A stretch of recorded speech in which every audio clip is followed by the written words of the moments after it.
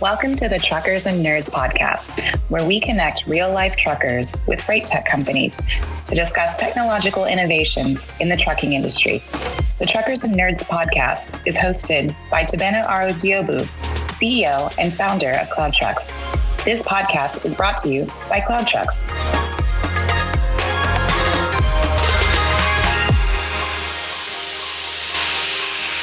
So welcome to the Truckers and Nerds podcast. On today's episode, we have Ben Braverman, the Chief Customer Officer at Flexport.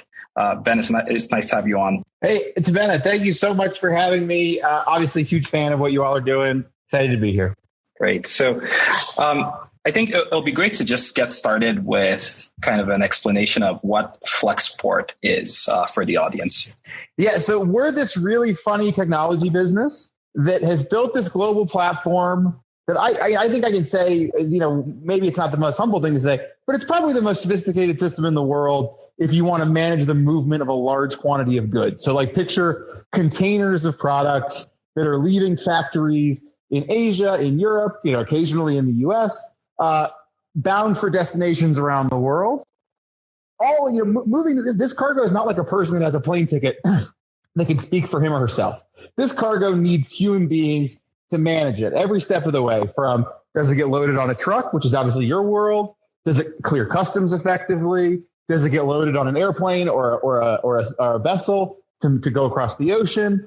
All these things have to be coordinated by someone. That someone is generally called a freight forwarder, and that's our business. And so our business. The unique thing about us, though, is like I was saying, we built this platform that underlies the movement of all these goods through all those steps that allows us to be a better version of that, a better version of a forwarder. And so, yeah, that's about what we do. Yeah, I mean, the sheer scale of what you just described is amazing to think about for a startup. How long has Flexport been around, and what's the state of the business today? Yeah, it's unbelievable how much you can get done if you're willing to just do hard things for the better part of a decade. Ryan's our CEO, for those of you who aren't aware. Ryan really got started on this. Gosh, I mean, back almost to 2010, I think he started working on getting the licenses, because all the things we do are licensed by the federal government, from the purchase and sale of sea freight to obviously to the border clearances, to a lot of the tax functions we offer our customers. It's all highly regulated. And so getting these licenses, getting permission from the government to operate in good standing, that took Ryan several years before he could even launch the business. I think the first transactions happened late 2013. And without giving too much away, now we're one of the largest forwarders in the world. I think the number that was published for last year's revenue was 1.3 billion. Obviously, this year is massively up from that.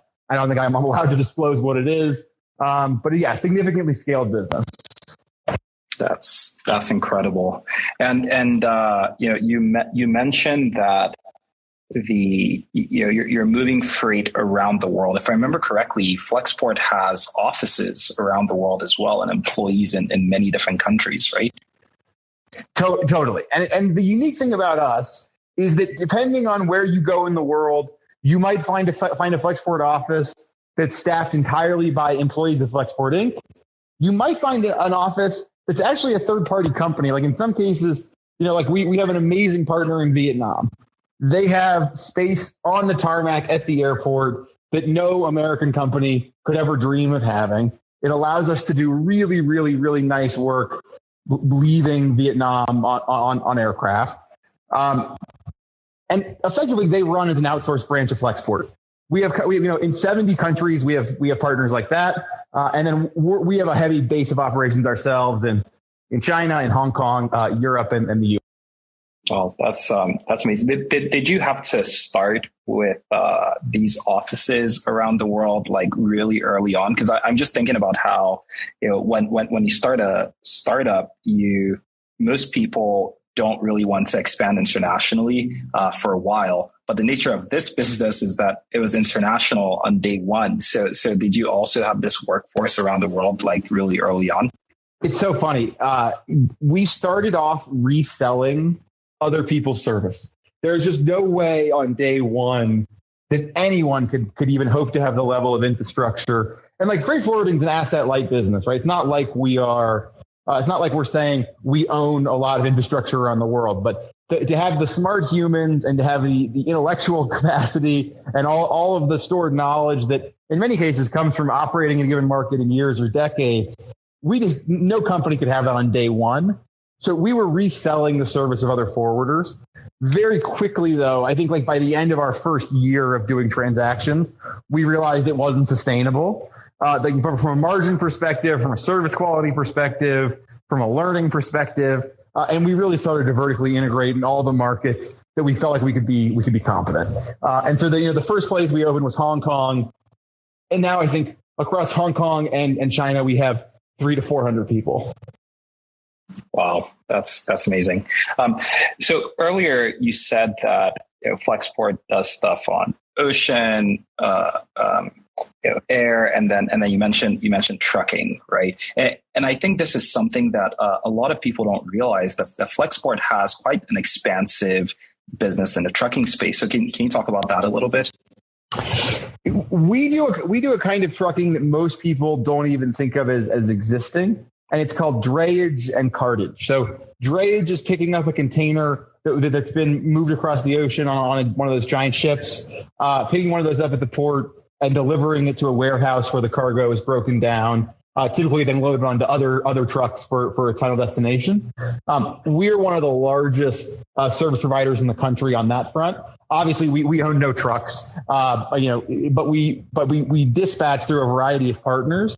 And those partners, for the most part, run an app that we built called Transmission. Transmission is super cool. It's one of those things where I was dead wrong.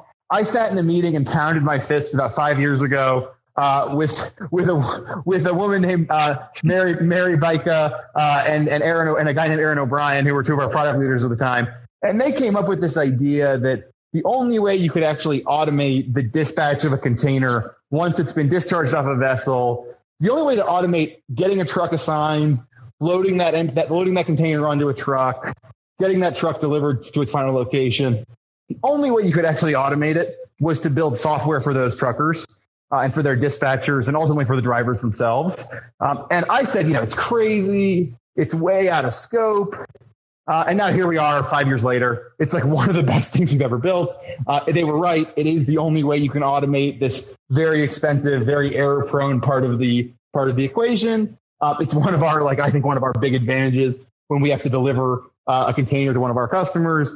And I was just so wrong. And it's wonderful, like when you're as wrong about something like this, where like in hindsight, of course you make a big bet like this if you're Flexport. Of course you risk it not working. Of course you risk it not being adopted, because they were right. The payoff is we've now automated this thing that used to take 30 minutes to an hour and often was like I said, it's error prone. If you don't assign a trucker right away, occasionally you miss your window to pick up a container. It sits at the port. All kinds of terrible things start happening. And I didn't see it. Yeah, it's fascinating. I think I actually talked to Aaron sometime a few years ago. So in the drayage space, are you essentially operating like a broker and then just focused on drayage and getting those containers to the next location? Yeah, in a sense, we're a broker because we don't actually control any assets. We've not leased any trucks. We don't employ any drivers. Right. But the pool of service providers we have is pretty tight. It's folks who we work with on the majority of our volume, who are sort of dedicated service providers for Flexport at a given port or in a given region. Port trucking, as you probably know, it's one of those things that's just very difficult. It's very difficult to find. It's perpetually supply constrained, which is something that obviously your business is one of the reasons. It's actually sort of propelled by this trend. But it's super supply constrained. And so we've partnered with a few, generally family owned, call it 20, 50, 100 power unit family trucking companies that provide the majority of our service. Yeah, that's really fascinating. And then how do you think about I know that there are a number of startups that kind of operate just in this drayage space. Are they like friends of Flexport and doing some work with Flexport as well? Are they foes? Like, how do you think about that? The way we think of all these markets is that for the most part, they are big enough and messed up enough. You're going to have a lot of winners. And as Flexport, like ultimately, we want to be to our customer like a magic pipeline where they just throw their products in and it ends up wherever it needs to go on time at the lowest cost with the greatest visibility. And frankly, like any service provider on earth that we can partner with to make that happen, we should do it. So like, there's, Baton is doing super interesting things in this space, for example. I know we have a partnership with them. There's a number of companies working in this space I think are doing cool things. And my hunch is we'll end up being a customer or a partner of. Yeah. And that makes sense. I wanted to shift a little bit to just talk about organizations and how organizations are formed. For a while, you were the Chief Revenue Officer at Flexport, and today you're the Chief Customer Officer.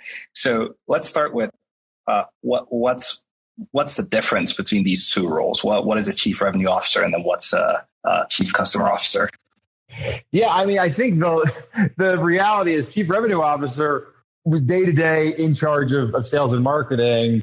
The current role was really meant to be a transition role. I was engaged with so many of our largest customers, the customers who we learned the most from over the years in the capacity of CRO. And when I moved on from that role, it just felt like, okay, we don't want to just abruptly transition out of these relationships. We don't want to drop any balls. So I stayed super engaged on the customer side for the first year. And now really I focus mostly on we're building a few really big new things, particularly that sort of expand the scope of what Flexport's able to do for some of our core customers. So I'm focused on that, and I'm focused on building, some people know we built this Flexport fund that invests primarily in logistics companies, occasionally in cool things beyond logistics, but almost always B2B or really always B2B. And between those two things now, that's mostly what I'm doing. And the title is something of a misnomer. That totally makes sense. And the fund is basically how I was introduced to you. And we're really excited to have Flexport as an investor in Cloud Trucks as well. Well, yeah. And I'd love to, for those of you who are new to trucking, although the podcast is titled Truckers and Nerds, so I don't know how many people are going to be new to trucking.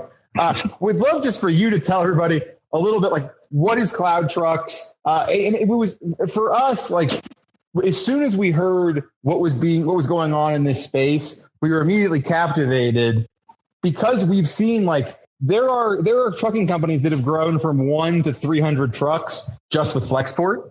I have a hunch there will be more and more of these stories of great operators in a space that's really hard to hire drivers, really hard to have a reliable supply of service. More and more of these people are going to decide, hey, I don't want to work for a big company. I want to run my own business, or I want to work for a family-owned business. On that note, we'd love to hear more what you all do. Yeah, definitely. We basically help truck drivers who want to be independent, either become independent owner-operators for the first time or make their lives easier if they're already owner-operators, right? So we built this business management software for truck drivers to basically manage everything. And the idea is to help expand their revenue, help lower their costs, and help improve their cash flow. And if we're doing all these three things well, then we are lowering their headaches in a really tough to operate industry. And like you said, trucking is really supply constrained. But one of the things that we learned as we were talking to owner operators, and I've worked in and around the trucking space for the past 5 years or so now, is that on the one hand, people complain about the driver shortage, right? And how hard it is to hire and retain truck drivers. But then you talk to truck drivers and especially owner operators, and you never hear them complain about driving. They complain about all of the other complicated things that they have to deal with in this industry, whether it's finding the right jobs, negotiating with brokers, getting paid on time, managing their schedule, dealing with all of the regulation and changes that are occurring there. And it was just pretty obvious to us that in order to really kind of solve the problems that exist in the industry, we have to just make it easier and easier and easier to be independent, because that's where people want to go. That's where the industry is headed. People want control of their time and control of when they get to be home or when they get to be on the road. That's super cool. And I mean, obviously, it's nice when you're doing something that is just like net good for everybody. Like the people on the supply side are happier, taking home a bit more money. People on the demand side are getting better service as a result. It's been very, very virtuous. Just seemingly everybody winning except for potential middlemen. Can a driver within, this is what I've been curious about since we met. I should have asked you before. Can a driver within the platform effectively build up a network of other drivers or trucks that they manage in a fleet, or is that not the idea? No, a driver can definitely do that. We use the term owner operator loosely. It's really 1 to 5 trucks, right? And we've seen people who have 5 trucks come on with us, and they're using CloudTrucks as a way to manage their fleet. And it's better for everybody. It's a lot more transparent. The drivers who work with them know exactly how everything works. And I think that's great because they don't have to go, higher up an operations team or whatever else to manage that fleet. And we've had people who came on with us and they were doing really well, and they added on a second truck and a third truck, and they hired their friends on, and they knew that CloudTrucks is there to kind of support them as they're building out this business. If you're trying to get to like 50 trucks, CloudTrucks is probably not for you. But we really want to empower the owner operators. And now the way we just described it is we want to empower the trucking entrepreneurs. Okay, very cool. And in a sense, like if you want to think about what the platform that we've built for global trade, in some cases, Flexport we are both the service provider working within the platform. It's the same. It would be almost as if you were also running a fleet of trucks. Flexport, in some countries, we run the Flexport operating system ourselves. Like in the US, it's all Flexport employees doing the coordination, doing customs clearances, doing the deliveries in our software. However, like in Vietnam, in Mexico, in a lot of countries where we're able to offer great service, it's because we've given these independent business owners the tools to run their business in conjunction with Flexport. And we give the tool away for free in our case. The only condition is that they accept Flexport Business. In your case, you're such a core part of their infrastructure, you're charging for it. But it's very similar. Yeah. No, that's definitely interesting. And I think that, these models, like you said, they're interesting because you're doing something that's kind of a net good for society. So it feels good waking up in the morning and working on this stuff and seeing the effects on the end customer. Yeah. I think in your case, you probably, you're dealing with like the actual independent people building their business from the ground up. That's very special. In a lot of cases, the partners we're working with are already bigger established businesses. And although we're super pumped to support them, I doubt it gives quite the same joy as what you're doing, but it's amazing nonetheless. Right. So, one of the things that was interesting to me over the past few months was following Ryan on Twitter, and I think he was posting a lot about what was happening with global trade and ocean freight during the pandemic. And I was wondering, he still is, by the way. He's still posting about it. Yeah, it's fascinating. I've learned so much from it, and I think you have this kid's book or something. I haven't read that one. I don't think I'm the target audience, but I believe it's called The Big Ship and the Little Digger. And it's in Egypt. I think it's like one of the top kids books, which is pretty. It's like just shows you the power of the internet. Like, a CEO of a shipping company in San Francisco works with a designer at his company to pump out a kid's book. By the way, he pumped it out in like a day because he knows that's how short these news cycles are. And somehow, A, the book's pretty great. And B, the internet just got a hold of it. And like, he's a hero in Egypt now. That's amazing. That's amazing.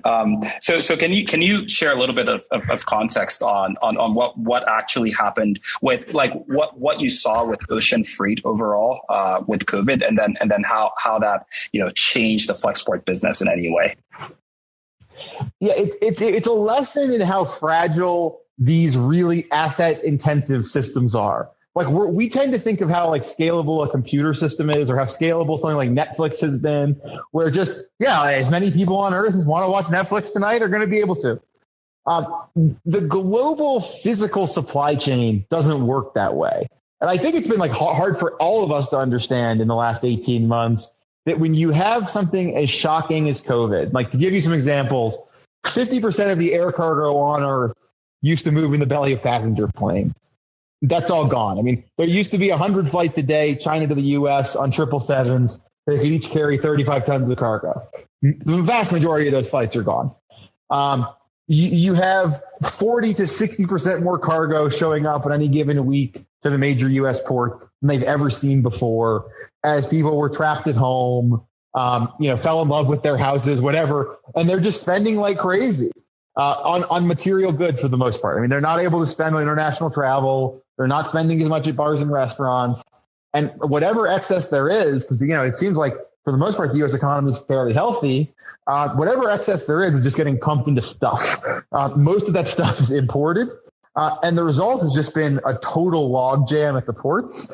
I'm not going to get into, do I think we could clear the congestion faster? I'm not an expert in this stuff. It has been incredibly frustrating. We have customers who, the economics of their business changed. When you go from paying $2,000 a container, that was sort of the old standard price for ocean shipping, to $20,000 a container, it may be that your product is no longer economically viable. There's a lot of companies that are benefiting from this. I mean, like the biggest companies on earth that have pricing power, there was in the news that Target was able just to charter their own vessels. The biggest companies on earth, I think, are better able to weather the storm. It's been harder on SMBs that couldn't adjust their prices fast enough, that didn't have leverage with the carriers to get loaded at all. And that's the situation we find ourselves in now. I mean, we've turned down an unbelievable amount of business in the last 6 to 12 months because there's just no more space. There is no more space that we can get allocated to Flexport beyond the growth we've already had for the year. And it's horrible. When someone, I'm a seller deep in my heart and soul. When a customer comes to you and says, "Hey, I'm desperate. I want to give you, in some cases, really unbelievable sums of money." I mean, our industry, it's not uncommon for us to have a significant enterprise customer that'll spend 30, 50, 70 million a year with us. And not be able to just serve them well, not be able to give them every single thing they ask you for. It's just, these are horrible conversations. And God bless our teams that have been having them. And I frankly, we're very grateful to all the folks on the buy side that have an understanding with us and with companies like ours. But it is a market like we've never seen. The prices are up on the ocean anywhere from 7 to 10x week to week, in the air 5x. Which is great for us from a margin perspective, but it's tricky because there's a lot of market share we could be capturing. We just can't get. Yeah, that's pretty crazy. I mean, one of the things that you also said in there is how this has affected SMBs, especially. And as I look at a lot of stuff that's happened over the pandemic, it's almost like there's been this huge wealth transfer, so to speak, right? You see a lot of SMBs just struggling, and the larger companies that can kind of weather the storm and get around stuff have been able to to continue to grow during this period in time. It's just sad to see. You know what? When we started Cloud Trucks, we launched the product right after the pandemic, and I remember initially our first month of operating was in May of last year, and rates in the trucking market were just falling off a cliff. And then you had a lot of trucking companies getting wiped out, mostly these mid-sized trucking companies. Lots of drivers just didn't really know where to go. And the earliest customers that we brought on were actually people who had been company drivers for a number of years. The company they worked for had just been wiped out, and they just needed some help getting back on their feet and like buying their first truck and becoming owner operators. And it's, I'm thankful that we were able to help. We didn't really know what we were doing, but we wanted to support however we could. So it's just crazy to hear from different business leaders and different businesses, like kind of what they had to go through during those months and what they've seen since. Yeah, absolutely. And like one of our biggest goals is just to automate Flexport to the degree that we can take on customers of all sizes. Like that's really like the challenge that we've held to ourselves is at some point it should be so easy, so intuitive. Every step of getting once you've made a great product, getting it to a customer should be so easy that there's no bar for sort of how small a customer we can serve. We're not there today, unfortunately. But that's where like a ton of our resources, like when you look into our tech roadmap, almost everything is going into just automation in the name of being able to serve the full long tail of customers. One, because it's fun. Like it's just really like to your point about how fulfilling it is being a Cloud Truck. It's just really great serving 1, 2, 3, 4 person companies and seeing them become 40, 50, 60 person companies. But our limiter right now is automation, unfortunately. Yeah. Yeah, no, that definitely makes sense. I want to actually go back to, you mentioned your salesman at heart, and I wanted to go back to the sales stuff. So one of the things that you've kind of talked about previously is when founders should try and hire their first sales leader and how to think about sales management at a tech company. And I'm curious about this because you're a tech company that operates in a non-traditional tech space, right? You're selling to these large shippers, I guess. So just I would love to hear, first of all, your thoughts on, in the logistics space, how a founder should think about hiring their first sales leader, and then how to think about, setting the right culture, setting the right pace, and promoting people within a sales organization. Yeah, it's never been harder, I think. Like there's just so many great companies now. Like we're all benefiting from it, obviously. Like you on the founding side, me as a member of Flexport and as an investor. But like this proliferation of companies has meant, as a CEO, as a founder, finding someone really talented who's willing to come in and take the risk on your business, because that's for the most part, that's what people are doing. If they're going to be that founding sales hire, they're going to be taking some sort of reduction in their guaranteed earnings. If someone's going to do that, they've really got to believe in your story. So I think it's harder than ever. But to the degree founders still have the ability to have leverage in these conversations, I think like the time you're ready to do it is when you can't take any more calls yourself. When it's just like there's not enough hours in the day, you're starting to actually have other things in the company break because you as the founder are in too many meetings. Not every founder is capable of doing any sales meetings. Like I know there are some really technical companies that the founders, in some cases don't do a ton of early sales. But for the most part, like I'm sure in your case, this is true. Like the founders are involved in the majority of great companies. The founders are involved in a huge percentage of the early sales. And to me, it's like, it's a horrible disservice to the company, to your shareholders, to everybody, to bring someone in before you absolutely have to. Because you learn so much on every one of these customer calls. as a founder, it's hard to give it up. I mean, is that kind of what you saw? Yeah. In the early days, I was doing all the selling, and then at some point I needed someone else on the team to help me as well. So the person who was running operations was like, anytime he had downtime, would hop on a call, would hop on a sales call as well. It was actually a lot of fun. I used to chat with our early customers very late at night, because trucking is it's a very lonely job, right? So sometimes they would just call in just to see if someone was available, and I'll be available kind of at my desk late at night, and we're just chatting about life, So we did the early sales, early ops, and it was a lot of fun. I learned so much doing that too.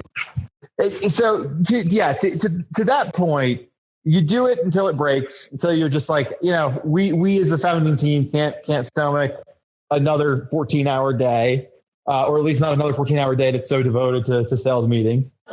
And that's when you bring someone in, or at least someone senior. I think it's great to have more inexpensive roles before that moment, but just in general, I think it's easy to tell yourself you have more product market fit than you do. And I think sales leaders today are more hesitant than ever, especially great ones, to join a company where they don't believe the product market fit has been truly established. So like the caliber of person you're going to get just goes up dramatically, in addition to being, I think, the best way to learn by sort of holding off as long as possible. But then when you do it, and this is going to be such trite advice, it's just got to be someone who's willing to do the work. It's so comfortable being a sales leader at one of these big, massively profitable organizations. I think it's very hard to make the move from one of those roles into a super early stage role. Some people do it, like Jeremy Smith, who is from ServiceNow and who came to work for us. Now he leads sales at LaunchDarkly. He's sort of like that rare exception that was able to go super. ServiceNow was as big and frankly like extravagant as it gets in terms of sales culture, and he was able to come in and really get scrappy and lean and startup-y. But very few other people I've seen have been able to do it. In general, like we saw almost all of our leaders started as individual contributors and grew into leaders. And now we have like 3 different people who have left in the last 6 months to become VPs of sales at Series A, B, C companies. It's not like there's anything magical to people who are already VPs of sales. You can grow these leaders internally. And I think in general, it may create a bit healthier of a culture if you're also able to make sure you have best practices from the outside. Yeah, that makes sense. And then one of the other things you mentioned was that sales ops is the most underappreciated role in the Valley. Why did you say that? Well, I think it's kind of like the same reason why hiring for SDR or for inside sales is so hard. It's because the talent pull into VP sales roles, into quote unquote line management roles is so great. It's very similar in the sense that like you don't tend to have the best operators going, oh, I want to be a sales ops leader and potentially be subordinate to a sales leader. They go, no, I'd rather be a COO, and they take that path. And so you're left with you're left with a reduced pool. And this may change, like as the role becomes more elevated, even more highly compensated. I mean, sales ops leaders make really, really, really good money already. But I think in terms of prestige, in terms of authority within the companies, as that sort of catches up with the reality of the market, I think this may change. But right now, it's just like it's much more prestigious to become a COO. I don't think it's controversial to say that. I mean, like one of the best sales ops leaders I know, the role he took after his last stint in sales ops was becoming COO of a big company. It's just a thing that people tend to, if they're really good, a lot of people graduate out. There's sort of this older class, and I say older in terms of the cohort of the companies of like early SaaS, very traditional sales, not consumption-based models, where you're really just selling an annual contract. A lot of those folks, a lot of the people who grew up in those companies, they have a hard time transitioning into this new world of more full stack businesses, much harder to forecast, much harder to get a handle on how much you can discount across different product lines. There's just, there's the pool of people that are capable of being world-class sales ops leaders at this new breed of tech companies that's more vertically integrated. It's just not very big. And yet we still, we make them report into sales leaders in a lot of cases. They don't earn as much as the sales leaders they report into a lot of cases. And so it's challenging. It's very challenging to find that person who wants all those things. Yeah, that makes sense. One of the things that I found is just talking about sales ops for a moment. By the way, up until, I don't know, maybe 6 months ago or 9 months ago, I had no idea what sales ops, like what the role was. I came to appreciate it when just seeing, like for a company like Cloud Trucks, right? We have a high volume of potential customers kind of coming through the doors, and you want to make sure that you're tracking every single thing to enable the sales team to understand where they need to spend time and how to really how to just optimize their time better, right, and be more efficient. And that's when I came to really appreciate sales ops. It's always fascinating to me when you don't know what a role is called, but at some point you're like, wow, I really need someone to do these specific tasks. Yeah. And then you start reading about the tasks. You're like, oh, that's what this is called. That's what those people do. That makes so much sense. It creates so much leverage for the organization overall. So I definitely agree with you there. Well, and if you want to talk about anti-leverage, just mess up your payroll once. Like, pay people bonuses wrong once. It doesn't matter how great your company is. It's so painful and so time consuming to correct. And by the way, my journey with sales ops is exactly what you're describing. I literally couldn't tell you what it was on my first day of Flexport, at least not with any sort of coherence. And by the end, I was just like, I'm a full evangelist. I became close friends with like a really well-known sales ops leader. I'm very reverent of these people now. Yep. No, definitely agree. So, hey, Ben, I wanted to touch on, the big initiatives that are going on at Flexport right now. I think, you had mentioned automation as one major initiative. You also mentioned kind of the investment stuff that you're working on and some other new initiatives at the company. So I was wondering if you could touch on some of these things. Yeah, I think the one that we're talking about publicly is we're calling it Flexport Flow, or there may be a new name, but the idea is that every day we have a dedicated container, actually a dedicated set of containers that leave several major ports in China.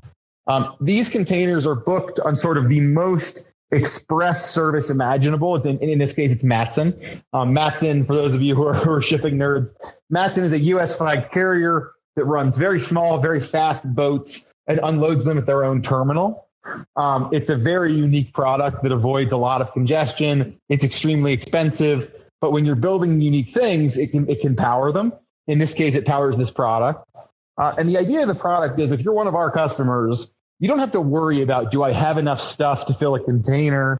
Do I have enough stuff ready to fill a container dedicated for one customer or one Amazon facility? You just say, hey, every day I drop off whatever my factory's made, and every day a container leaves with Flexport bound for one of 5 to 7 predetermined locations. And I can't disclose yet all the partners that are participating in this, but it's a bunch of sort of the biggest 3PLs, particularly like venture-backed 3PLs that we think have really great service quality, where we have a lot of customer overlap. And it's basically like a conveyor belt where you drop off a pallet in China at one of these specified locations. It just shows up ready to be injected into Amazon, or ready for the pieces to go out and be fulfilled for individual e-commerce orders 21 days later. And you just pay us per pallet. It's a very unique product in that it's so reliable and so fast in a market that's so messed up. And that because the receivers know what's coming, normally it takes one of these receivers like 4 to 8 days to break down a container, because they just don't know when they're going to show up. They don't know what's in them. Therefore, they don't know what space to make in their warehouse. And so the whole process takes 5 to 8 days. With this product, we tell them 20 days in advance. This is what's going to hit your facility. Exactly these products, exactly these dimensions. You need exactly these many people with forklifts. You have this much time with the container, and they can really plan for it. And so we think we can reduce the time that it takes one of our customers to get into one of their 3PLs by, in some cases, like 2 weeks. Wow, that sounds amazing.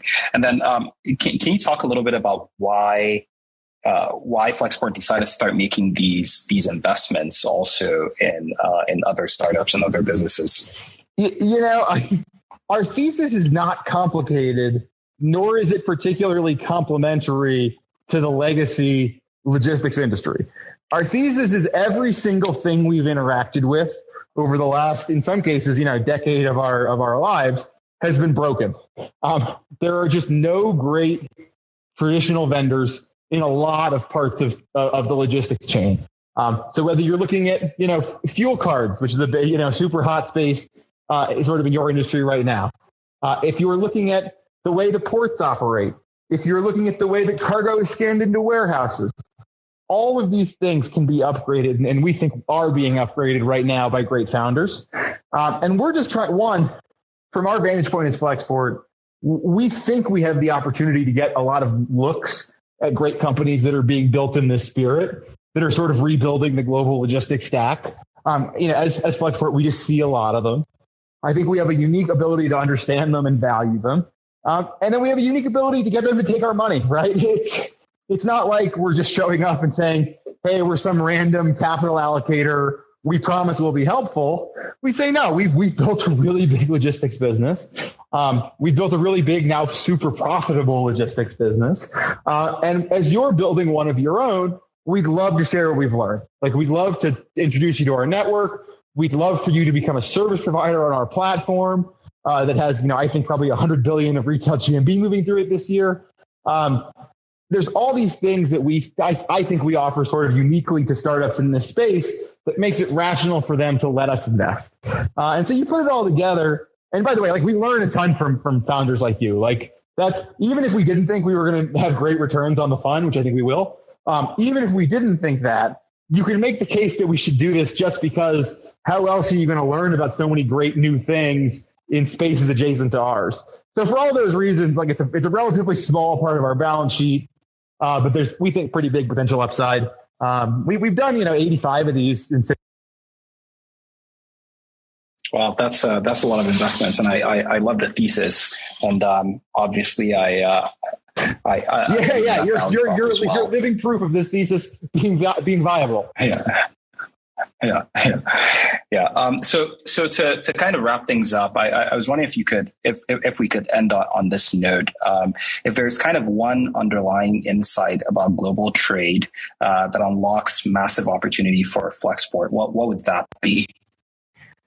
I think the big underlying insight is that our TAM is enormous, and a lot of people have looked at it and said, oh my gosh, if I can just build software that captures a piece of this TAM, I'll have the biggest company in the world.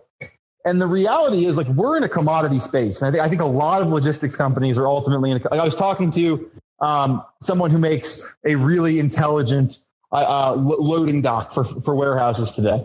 It's Sam over at Cargo with a K. And he was basically explaining to me that he's able to go in, demonstrate 20% hard savings with his product on day one, and effectively, like, motivate a buying cycle pretty much instantly as a result. Flexport is somewhat similar. We can't deliver that kind of savings, but we deliver all this value bundled into a commodity they already have to buy, and therefore don't have to increase their budget to interact with us. And I think, like, one of our core observations about the overall logistics industry is, like, these TAMs are enormous. So you've got to figure out some way to be in the actual flow of the transactions, like, just like cloud trucks. You all are fully integrated into these businesses. You're effectively the operating system for these businesses. Flexport, very similar observation. Like, we are the operating system through which all of these goods flow. I don't think companies that build point solutions in logistics, in transportation, in supply chain, I don't think they're going to have enormous outcomes, because although the TAM they're addressing may seem huge, the customer spend ultimately goes into the core commodities. In your case, it goes into actually running a trucking business. In our case, it goes into actually moving the stuff. And I think as founders look at this space, they should really take heed from both CloudTrucks and Flexport and every other company that sort of went a little more full stack than a traditional software company, where you really do a lot of things bundled under the umbrella of a tech company. I think those are the solutions this industry is going to gravitate towards. And that's how you actually get in the flow of these enormous dollars that flow through these markets. It's not by building software where you say, oh, now pay us a decimal point and we'll sit on top of your other service providers. I think the real play is no. We're just going to replace your other service providers. Yeah, definitely agree. I mean, that was basically my pitch when we were starting CloudTrucks. Ben, it's been great chatting with you today. I know you're super busy, so thank you for spending the time with us, and hope to chat. Yeah, man, it's an honor to talk to you. Big fan of the business, big fan of the space, and look forward to doing more together.